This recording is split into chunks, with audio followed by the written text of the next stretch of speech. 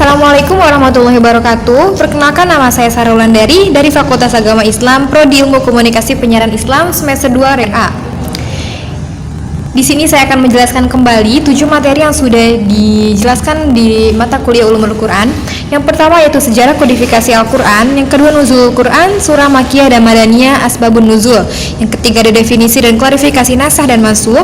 Yang keempat ada qiraah sab'ah, yang kelima ada ilmu munasabat, yaitu studi kolerasi ayat dan surat Al-Quran. Yang keenam ada ulil albab, dan yang ketujuh ada tafsir ayat ahkam. Pembahasan pertama itu tentang sejarah kodifikasi Al-Quran. Al-Quran adalah kalamullah, yaitu wahyu yang diturunkan kepada Nabi Muhammad SAW sebagai Nabi yang terakhir. Yang kedua, Al-Quran bukanlah suatu produk budaya Arab ataupun produk lokal. Al-Quran mengandung mukjizat dan membaca Al-Quran ini termasuk kategori ibadah. Kita mempelajari ilmu ini untuk menelaah isi kandungan yang ada dalam Al-Quran. Dan Al-Quran ini kekal terjaga hingga hari kiamat tiba. Dua definisi ulumul Quran menurut para ulama. Yang pertama, ilmu yang mencakup pembahasan-pembahasan yang di dalamnya berkaitan dengan Al-Quran. Yang kedua, ulumul Quran ini adalah ilmu yang secara spesifik tujuannya untuk mengungkap isi dari kandungan Al-Quran, yaitu mulai dari surat Makkiyah dan Madaniyah. Pembahasan selanjutnya masih tentang sejarah kodifikasi Al-Quran. Pentingnya belajar ulumul Quran ini karena kaidah dalam syariat kita. Imam Ibnu Jauzi bahwa syaraful ilmi bisyarafil ma'ruf. Kemuliaan suatu ilmu itu terdiri dari objek dan atau subjek ilmu itu sendiri. Ibnu Aqilah dalam kitabnya menyebutkan tentang pembahasan ulumul Quran mencapai kurang lebih sekitar 150 hingga 145 pembahasan dan permasalahan yang berisikan tentang bab nasakh, mansuh, musabatul ayat dan lain-lainnya.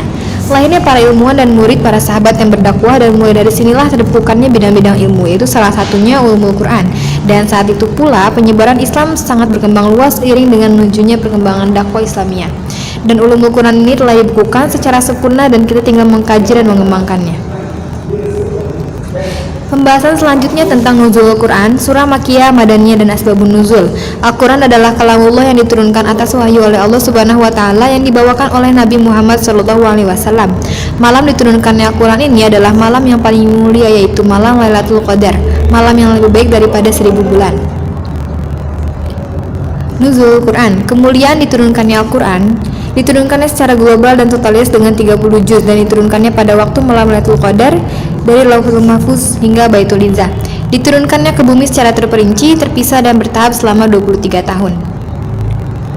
Surat yang pertama kali diturunkan yaitu surat Al-Alaq ayat 1-5 yang diperintahkan untuk membaca. Di kehidupan jahiliyah yang kehidupan penuh dengan kesyirikan, kritis sosial, kebodohan dan tidak mengenal adanya Tuhan. Ayat ini membicarakan tentang ilmu yang membantu kita menuju kecahayaan dari kegelapan di zaman jahiliyah. Ma'rifatul nuzul, nuzul Quran. Yang pertama, pendapat pertama surat yang diturunkan terakhir dalam Al-Quran disebutkan ayat menjelaskan tentang riba, yaitu surat Al-Baqarah ayat ke-278. Pendapat kedua, surat yang diturunkan terakhir Al-Baqarah ayat ke-281, yaitu hari di mana kita akan dikembalikan kepada Allah Subhanahu wa Ta'ala dan takut akan kepada hari akhir di padang mahsyar, yaitu hari pembalasan. Yang ketiga, diturunkan yaitu surat Al-Baqarah ayat ke-282 tentang masalah hutang piutang. Dan yang keempat, ayat yang paling terakhir diturunkan yaitu surat Al-Imran ayat ketiga, dan yang benar-benar paling terakhir ada di surat An-Nisa ayat ketiga. Selanjutnya mengenal karakter Makkiyah dan Madaniyah. Makkiyah dan Madaniyah ini sama-sama sempurna dan sama-sama dilihat dari sisi surat. Madaniyah secara psikologis belajar menjadi seorang muslim sebagai totalitas. Madaniyah berisikan tentang masalah hukum fardu, wudu, jihad, kenegaraan, politik, perang, kaidah hukum, masalah muamalat, cerita tentang orang-orang Yahudi dan Nasrani atau orang munafik. Makkiyah ini berisi tentang kepribadian seorang muslim, termasuk sujud tilawah atau di dalamnya ada kisah-kisah para nabi dan surat-surat yang diawali dengan huruf tahaji, yaitu huruf yang putus-putus. Selanjutnya ada definisi dan klarifikasi nasah dan mansuh. Nasah menghapus lafaznya tanpa menghapus hukumnya, dan itu sah-sah saja. Nasih dan mansuh ini artinya raful hukmi, yaitu mengganti dan menghilangkan suatu hukum yang sifatnya syar'i, artinya mengganti suatu hukum yang lama dengan hukum yang baru dan diganti menjadi hukum yang lebih baik, yaitu hukum yang lebih sempurna daripada yang sebelumnya. 3 hikmah nasah. Yang pertama, agar kadar ketaatan kita seberapa tinggi dan jauh keimanan kita terhadap hukum Allah. Yang kedua, pahala ketika kita membaca Al-Quran terhadap sami'na wa ata'na, itu terhadap respon apa yang datang dari Allah Subhanahu wa Ta'ala. Dan yang ketiga, agar kita tidak perlu meragukan apa yang sudah tercantum dan tertera dalam Al-Quran. 4 macam nasikh. Yang pertama, naskhul Quran bil Quran, yang kedua naskhul Quran bil hadis, yang ketiga naskhul hadis bil Quran, dan yang terakhir naskhul hadis bil hadis. Bagaimana cara mengetahui adanya naskh dan mansukh? Cara mengetahui adanya naskh dan mansukh ini yang pertama perlu adanya riwayat hadis yang sahih, dan yang kedua perlu adanya ijma dari para ulama, dan yang terakhir mengetahui sejarah beserta hukum-hukumnya. Pembahasan selanjutnya tentang qiraah sab'ah. Sesungguhnya kamilah yang menurunkan Al-Quran, dan pasti kami pula yang memeliharanya, dijaga mahfuznya yang tidak dimiliki oleh agama-agama lainnya. Karena kitab-kitab lainnya atau kitab agama apapun mengalami perubahan yang menyimpang jauh dan tidak akan terjaga. Beda dengan Al-Quran. Al-Quran mulai dari sisi qiraatnya, tata cara bacaannya, dan dari sisi makna dan sisi penafsirannya pun itu maksum, artinya mahfuz, dijaga sampai hari ini sehingga tidak ada satu orang pun di dunia ini yang mampu menandinginya. 4. Manfaat qiraah sab'ah. Yang pertama, mentafsirkan suatu ayat. Yang kedua, kita akan tahu bacaan panjang dan pendeknya perbedaan dalam masalah harokat. Yang ketiga, untuk memudahkan seseorang dalam melafazkan suatu bacaan. Dan yang terakhir, bahwa dengan adanya qiraah sab'ah ini terjaga sampai hari ini menunjukkan bahwa kitab Al-Quran ini terjaga. Qiraah mutawatirah bisa sah dengan 3 syarat. Yang pertama, harus ada dinukil atau diriwayatkan dari dan talaki kepada Nabi Muhammad SAW. Yang kedua, harus sesuai dengan Rasmul Usmani, dan yang ketiga, muwafaqah sesuai dengan lughatil Arabiyah, yaitu bacaannya harus sesuai dengan kaidah bahasa Arabnya. Selanjutnya pembahasan mengenai ilmu munasabat, yaitu studi kolerasi ayat dan surat Al-Quran. Ilmu munasabat adalah ilmu yang secara khusus digunakan untuk mengkaji kolerasi antara satu ayat dengan ayat yang lainnya, atau satu surat dengan surat yang lain, sehingga tersusun dalam satu kesatuan yang utuh dan tak terpisah-pisahkan. Mempelajari ilmu munasabat ini untuk mengetahui hikmah-hikmah yang terkandung di dalamnya dan mengetahui definisinya hingga tujuannya. Beberapa kajian tentang ilmu munasabat. Yang pertama, Imam Al-Fiqhiyah menyebutkan dalam kitabnya, dan yang kedua, Imam Jalaluddin As-Sayuti dalam kitabnya yaitu Al-Itqan. 5 manfaat studi kolerasi dalam pelajaran ulumul Quran. Yang pertama, menguatkan hubungan suatu ayat dengan ayat yang lainnya sehingga susunan maknanya teratur dan tersusun rapi. Yang kedua, keindahan susunan ayat dan susunan surat-surat memiliki pola yang tinggi dan dahsyat dari sisi bahasa dan lain-lain. Yang ketiga, mengkaji tafsir secara komprehensif bahwa Al-Quran memiliki keterkaitan secara tematik dan keseluruhan.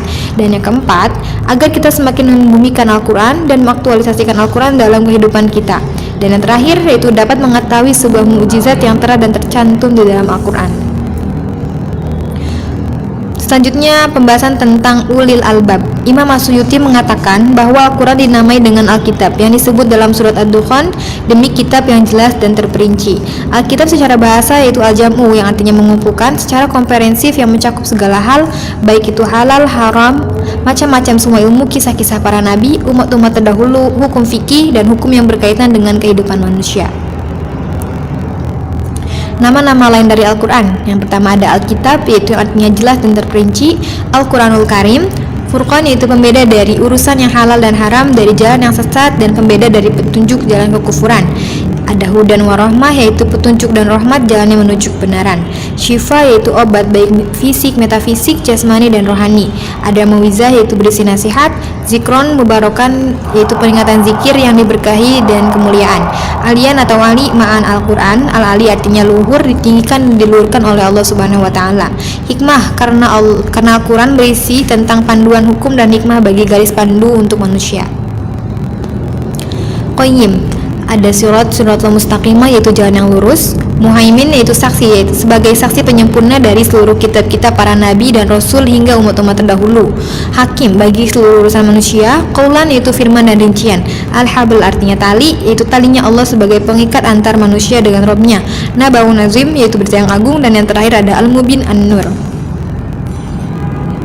Selanjutnya pembahasan terakhir tentang tafsir ayat ahkam. Banyak para ulama yang secara khusus mengumpulkan ayat-ayat ahkam. Ayat-ayat yang di dalamnya berisi tentang hukum-hukum syar'i yang sifatnya amalia, yaitu berbicara tentang halal, haram, mubah, dan makruh. Imam Az-Zar dan Imam Al-Ghazali dan ulama Syafi'iyah menyebutkan bahwa ayat-ayat tentang ahkam ini atau kurang lebih ayatnya sekitar 500-an. Berbeda dengan ulama Malikiyah yang menyebutkan ada 500 hingga 800 ayat ahkam.